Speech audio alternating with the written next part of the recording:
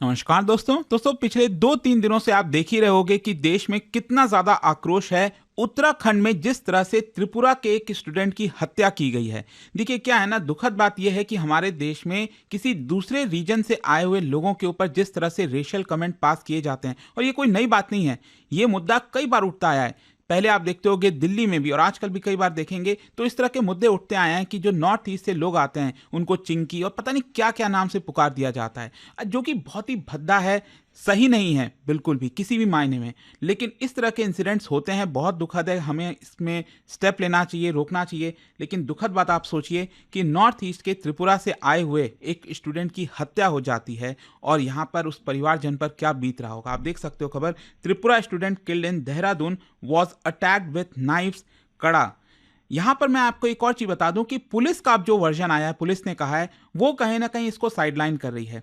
तो इसको थोड़ा सा ओवरऑल डिटेल में समझने की कोशिश करेंगे कि हुआ क्या ये पूरा इंसिडेंट, क्या क्या चीजें हुई और क्यों ऐसा होता आ रहा है, और जो पर्टिकुलर ट्राइब से बिलोंग कर रहा था ये स्टूडेंट, उसके बारे में मैं आपको बताऊंगा।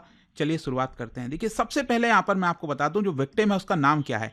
एंजल चकमा, चकमा ट्राइब से बिलोंग करते हैं। मैं आपको पहले थोड़ा सा चकमा को मिलेगी। इसका अगर आप हिस्टोरिकल ओरिजिन भी देखेंगे तो इनका जो रूट्स है वो बेसिकली जो एंशियंट इंडो आर्यन और जो टिबिटो बर्मन कल्चर इंटरेक्शन है उससे देखने को मिलता है। जो चकमा किंग्स थे वो कुछ सेमी इंडिपेंडेंट सिस्टम में रूल किया करते थे। ब्रिटिश रूल के दौरान भी यहाँ पर एक स्पेशल जो फ्रंटियर रेगुलेशन था उसके अंदर उनको एडमिनिस्टर किया जाता था। यहाँ पर मेजर टर्निंग पॉइंट मैं आपको बताता हूँ क्या होता है। जो बांग्लादेश है ना आज के समय 1960 में, वहाँ पर ईस्ट पाकिस्तान उसको कहा जाता था। तो उस समय एक डैम कंस्ट्रक्ट किया गया था, कप्ताई डैम। तो उसकी वजह से थाउजेंड्स ऑफ चकमास डिस्प्लेस हो गए और लार्ज स्केल माइग्रेशन हुआ था भारत के अंदर, स्पेशली अरुणाचल प्रदेश और त्रिपुरा में।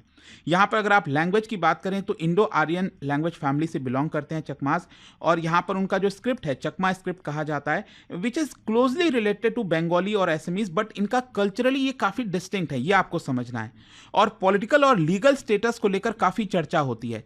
जैसे मैंने आपको पहले ही बोला कि अरुणाचल प्रदेश में स्केड्यूल ट्राइब का रिकॉग्निशन दिया हुआ है, लेकिन नॉर्थ ईस्ट के बाकी रीजन में ये यूनिफॉर्मली रिकॉग्नाइज नहीं है, और इसीलिए इनके सिटीजनशिप डिबेट को लेकर, लैंड राइट्स इश्यूज को लेकर सवाल उठते रहते हैं।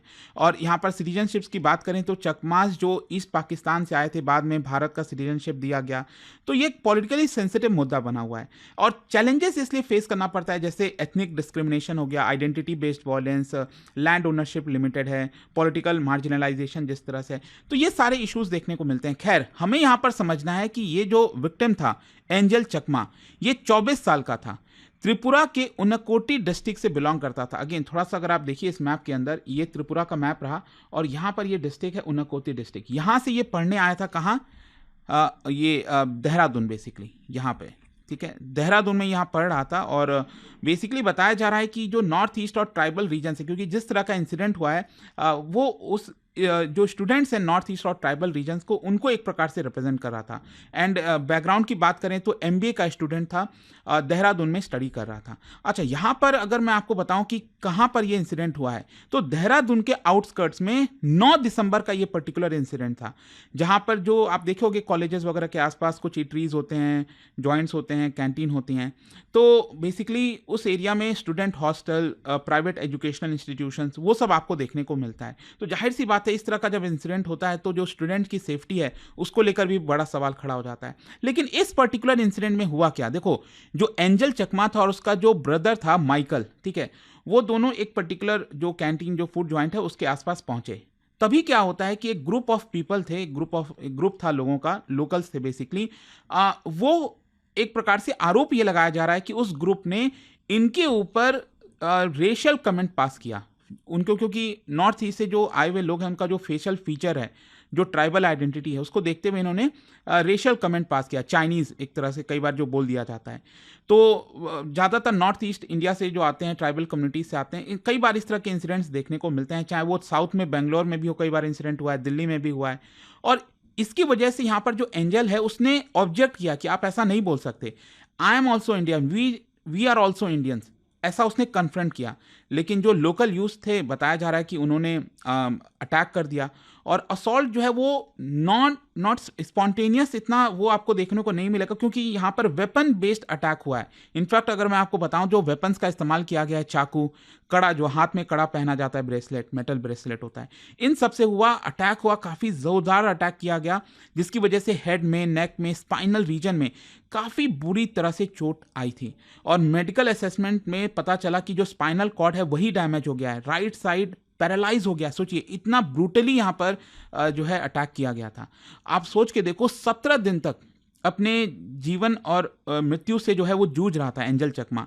उसको तुरंत हॉस्पिटल ले जाया गया, ग्राफिक एरा हॉस्पिटल, और इंटेंसिव मेडिकल सपोर्ट पे था। जैसा मैंने आपको बताया, पैरालिसिस सामने आया, न्यूरोलॉजिकल ऑब्जर्वेशंस में रखा गया था। डिस्पाइट ट्रीटमेंट यहाँ पर 26 दिसंबर को जो है एंजल चकमा की मृत्यु हो जाती है, लगभग 17 दिन हॉस्पिटल रहने के बाद।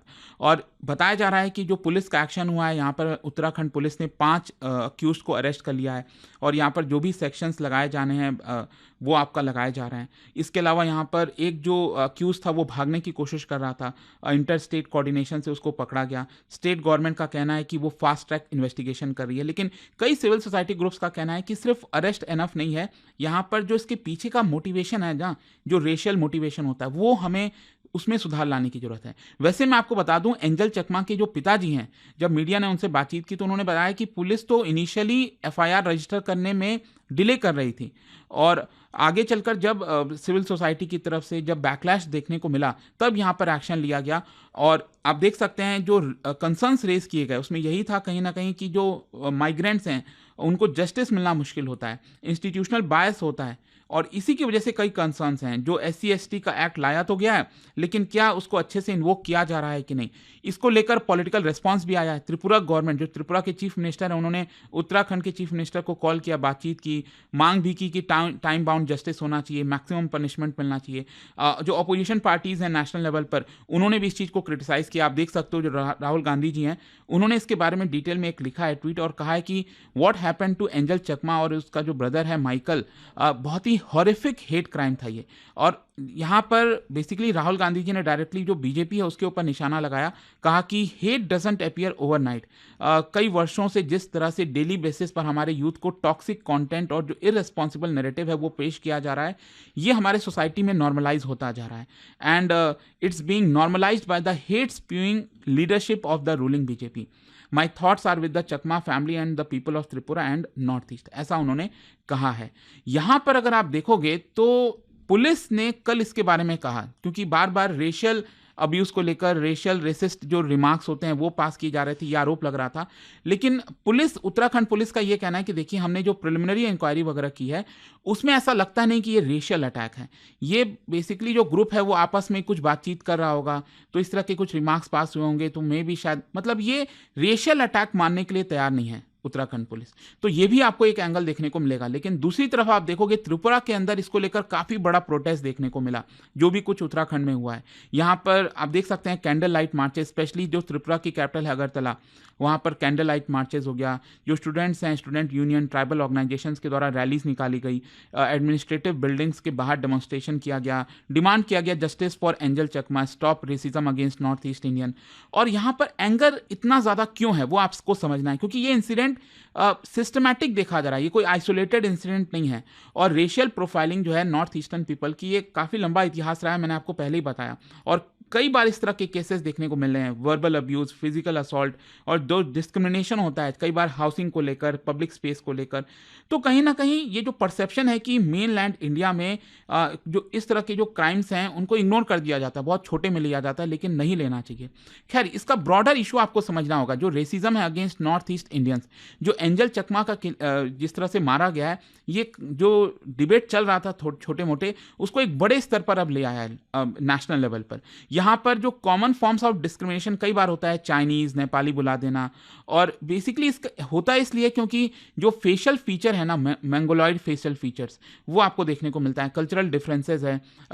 यहाँ पर कई बार ऐसे इंसिडेंट्स होते हैं जो पुलिस को रिपोर्ट भी नहीं किए जाते, क्योंकि ट्रस्ट नहीं है पुलिस में। और इसीलिए अगर आप देखोगे तो यहाँ पर एक मांग ये भी हो रही है कि जिस तरह से दिल्ली में एक नॉर्थ ईस्ट स्टूडेंट्स के लिए एक स्पेशल पुलिस सेल बनाया गया है, नॉर्थ इंडिया के और भी या फिर भारत के और भी राज्यों में, शहरों में, इंपॉर्टेंट शहरों में जहाँ पर नॉर्थ ईस्ट के लोग आते हैं, पढ़ने आते हैं, उनकी पॉपुलेशन ज़्यादा है, वहाँ पर भी उनके लिए एक स्पेशल सेल बनाना चाहिए। और नॉर्थ ईस्ट सिटीजन्स जो है वो वल्नरेबल इसीलिए हैं बिकॉज माइग्रेंट स्टेटस है, सिटीज़ में बाहर से आए हैं, लैंग्वेज बैरियर है, लोकल जो सोशल नेटवर्क होता है उसमें लैक करते हैं, हेट क्राइम्स लॉज जो हैं वो भी वीक हैं। तो ये सारे इश्यूज अगर कहीं ना कहीं प्रॉपरली पुलिस जो है, अथॉरिटीज़ हमारी सही से एक्शन ले, चीज़ों पर निगरानी रखे, थोड़ा सा अवेयरनेस फैलाया जाए कि ये चीज़ें गलत होती हैं, तो मे भी शायद कुछ सुधार हो सकता है। बट डेफिनेटली ये जो पर्टिकुलर इंसिडेंट था उत्तराखंड में बहुत ज़्यादा शॉकिंग था। आई होप कि इसके बारे में आपको सब समझ में आया होगा। और जानने से पहले आप सबके लिए क्वेश्चन है यहाँ पर, क्या बता सकते हो इनमें से कौन से राज्य में, कौन से नॉर्थ ईस्टर्न स्टेट्स के अंदर सबसे highest proportion of scheduled tribe population आपको देखने को मिलेगी? आसाम, मेघालय, त्रिपुरा, सिक्किम। और इसका जो राइट आंसर है आप सब जानते हैं, मेरे इंस्टाग्राम पर तो मिलेगा ही, वहां पर अगर आप नहीं हो कोई बात नहीं, टेलीग्राम से ले सकते हैं इसका सही उत्तर। और दोस्तों मैं आपको एक चीज बता दूं कि अगर आप स्टडी IQ की तैयारी कर रहे हैं, इस समय 31 दिसंबर तक ये ईयर एंड सेल चल रहा है। एक्स्ट्रा डिस्काउंट के लिए आप यूज कर सकते हैं ये कोड अंकित लाइव। और ये फोन नंबर, अगर आपको UPSC बैच से रिलेटेड कोई भी जानकारी चाहिए, प्रॉब्लम है, ये फोन नंबर पर कॉल करिए, मेरी टीम आपको अच्छे से गाइड कर देगी। स्टडी IQ IAS, आपका सिलेक्शन हमारा मिशन।